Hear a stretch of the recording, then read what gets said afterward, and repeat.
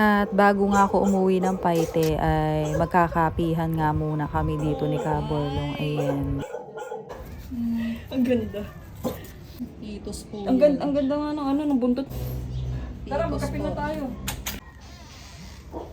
Ang may tawa ini yan. Diba? Sigurado nag-ano na naman to dito ng pasabog. So, ito na po guys ang result. Ayan.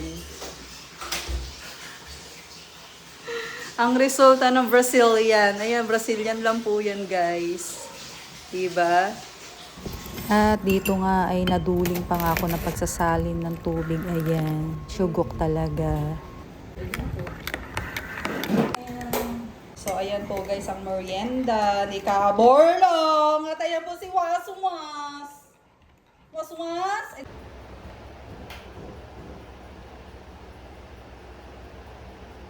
That's it guys. Sabi nga ni Kaborlong ay mag-coffee mate naman daw ako at ngayon lang ako magko-coffee mate kasi nga ako lang talaga ay black coffee lang. Ayan. At hindi pa nga ako dito natapos-tapos ng pagkain. Ayan. At ito nga si Kaborlong ay busy sa kanyang pagtatasking. Ayan. At ito na nga ay uwian na naman. Ayan. Bye! Si Chichi na mareklamo sa buhay. Dito po ay pesto si... Pagsasamahin natin yung pagbubuli natin si Asim at si Cheche. Adios! At si Chichi ay parang si Asem na walang katigil-tigil hanggat may nakikitang tao. At pagkatapos nga niya, edi ito na nga ako ngayon nag-abang na ng jeep. At pagkaabang ko nga rito ng jeep ay medyo natagalan ako. Ayan. After ewan ko ilang minuto ay saka lang ako nakasakay na punuan pa. Ayan. Para po.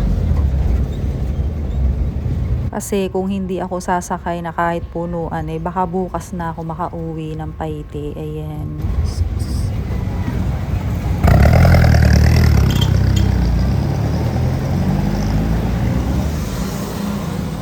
At mula sa Kalayaan, Laguna hanggang dito sa Paite ay 10 minutes lang ang biyahe. Ayan.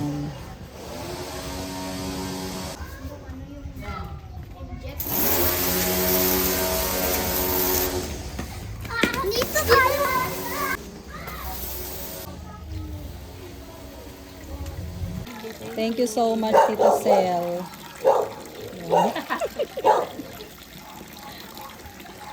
So, ayun, fast forward na tayo dito. Dito nga ako ngayon napagugutom na naman. At dito ay mag-aalas 10 na sakay edit. Ayan, na hindi pa nga ako matapos-tapos. Pero ito ay huli, ayan.